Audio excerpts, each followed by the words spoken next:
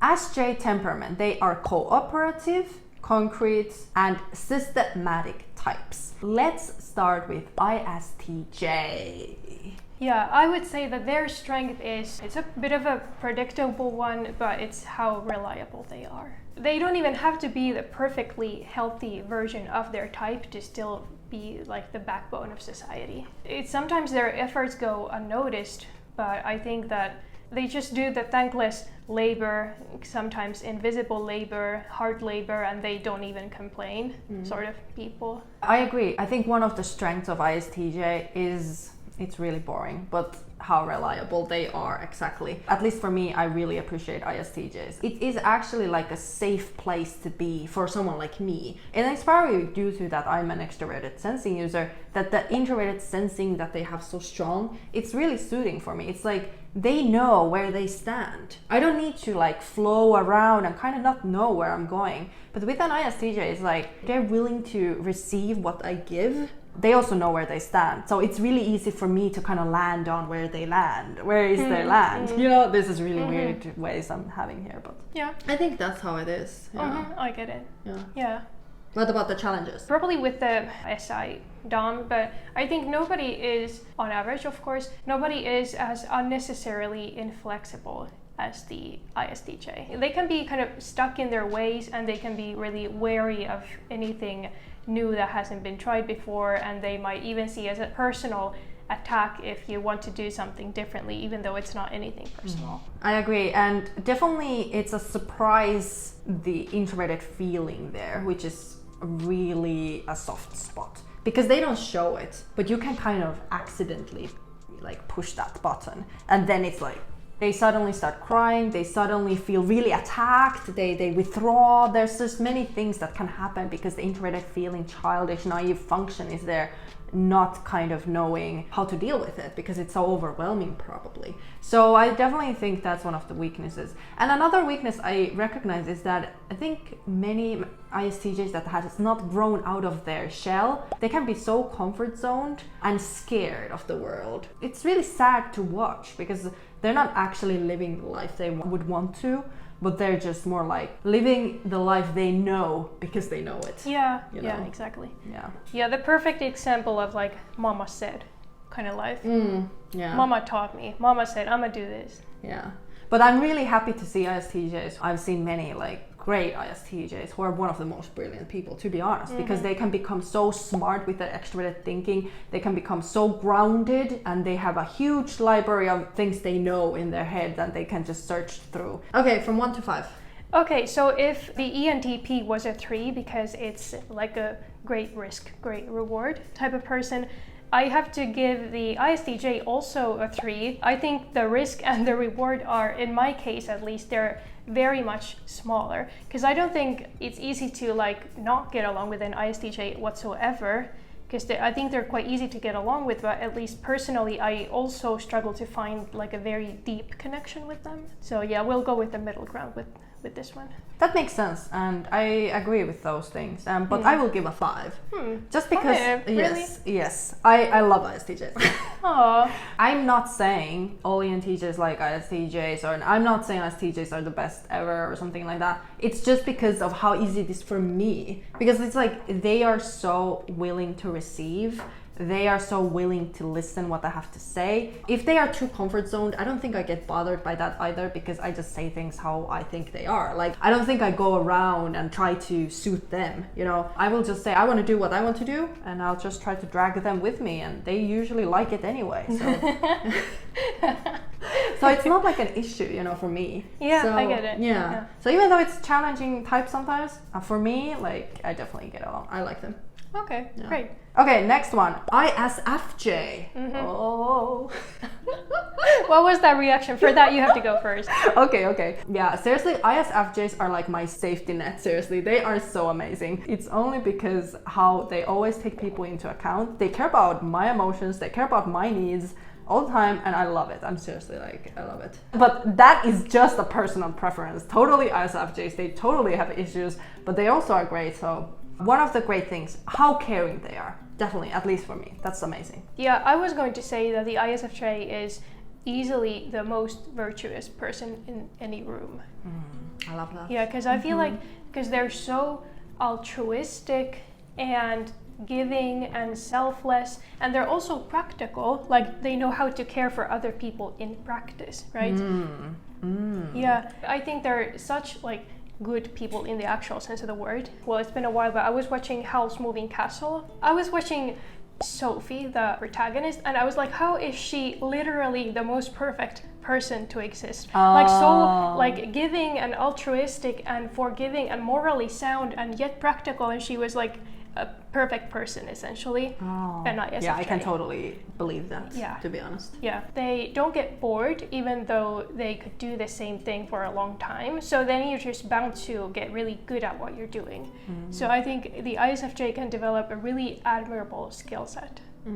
I think ISFJs, even though I said caring and it sounds boring, like, oh, of course it's caring. No, but it literally is that, like, people are talking to ISFJ and the ISFJ listens and actually cares. Yeah. Like, it's like, I get like super bored and it's like, oh my goodness, like, why are we listening to this? Like, I'm really tired. But like, ISFJ, they actually care. They listen and they care. Okay, challenges. I think it sounds a bit savage, but I don't mean it that way.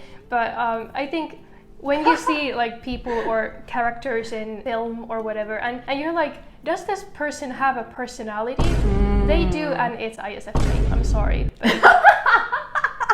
Oh my god, that's great. But No, isn't that's it true? Yeah, it's totally true. Yeah. Like ISFJs become the chameleons of the situations, like definitely. They just reflect what people need and they become the needs of people. I think ISFJ's challenge is definitely to find who they are, where are you going, and what are your boundaries based on that. Kind of finding themselves, like literally. Like it is literally the ISFJ challenge.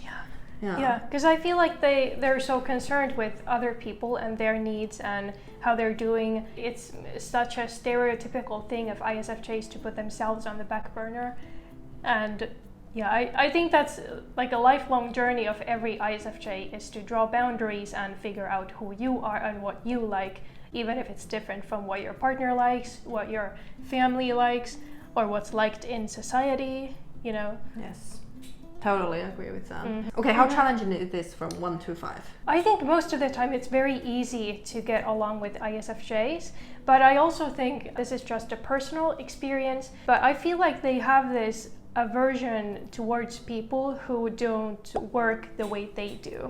I think they're entirely dictated by the social atmosphere, and they feel skeptical of anyone who's resistant to the social atmosphere, sort of like they're not going to change themselves to fit the group.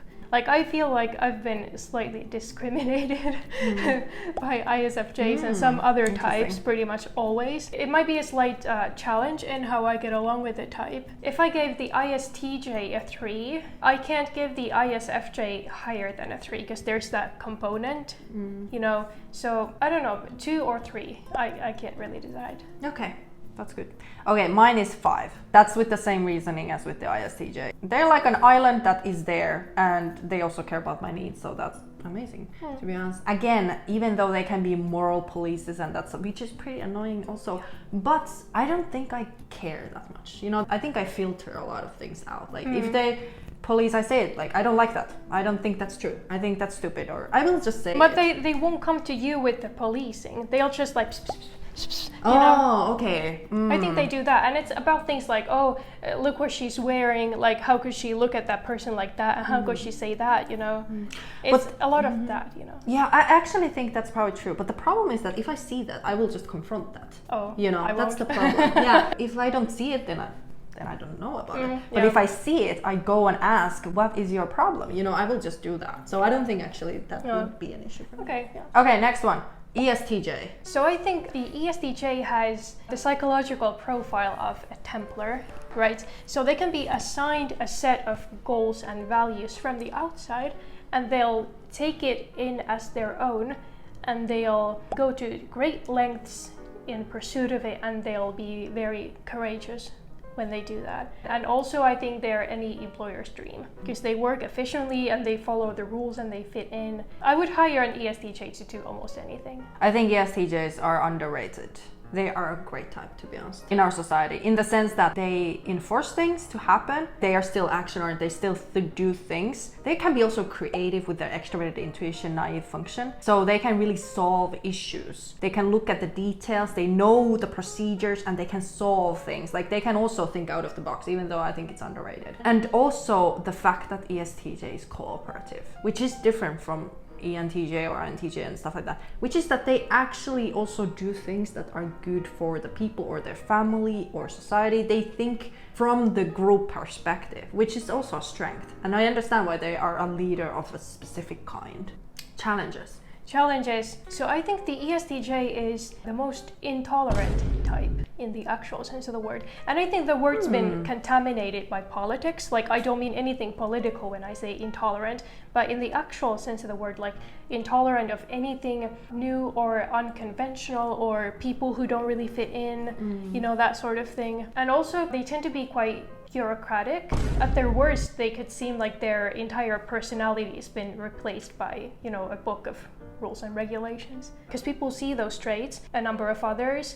I think it's really easy to like hate the ESTJ. They're often this like person who's really annoying and a pain in everybody's ass.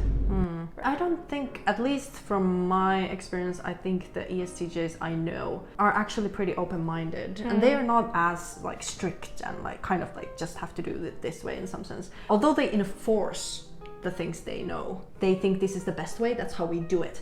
But again, their introverted intuition is so low, they actually don't know what they want. So that's kind of where you kind of can get in. They are like, no, I think this is better because I want this way, and I think this way is better because of this. They will actually listen to it because their extroverted intuition and extroverted thinking, which means they are receiving the external needs, wants, thoughts, ways of working, you know, ways of functioning. So actually I think ESTJ is underappreciated due to that.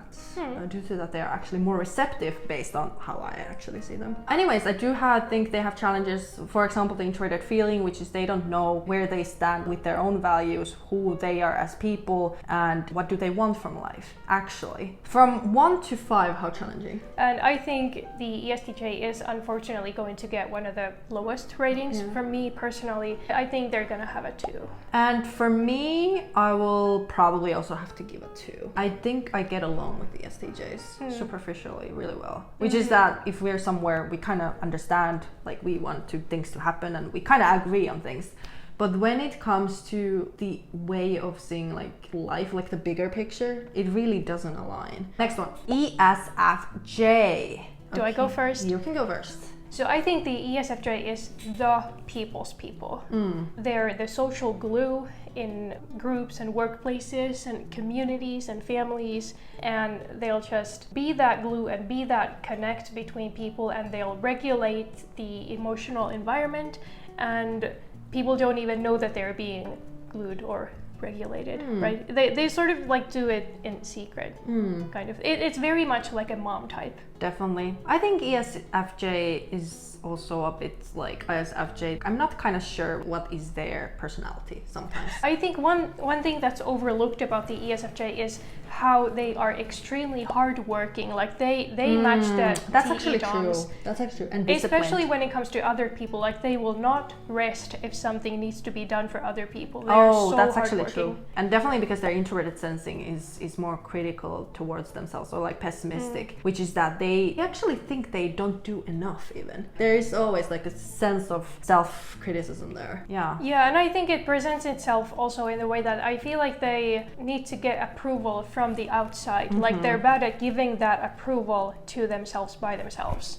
They're really critical of what other people think of them. Like I feel like the ESFJ requires a lot of affirmation and validation from their partner and their like social setting, like constantly. And I think that's definitely one of the challenges of ESFJ. Because they are such people's people, they tend to live through other people as well. So they tend to like impose their preferences or other things onto other people, and they sort of helicopter around other people and hover around them to an extent where it might actually not be helpful what they're doing, but they just have the urge to be doing everything for everyone all the time, you know? I've met actually great ESFJs and more mature ones who are really grounded, and they become kind of the role model of a good citizen. They do things really well, but they also care about people, and they like manage things well. Like it's they're exactly. pretty skilled and talented in that. I think something that the ESFJ often has to learn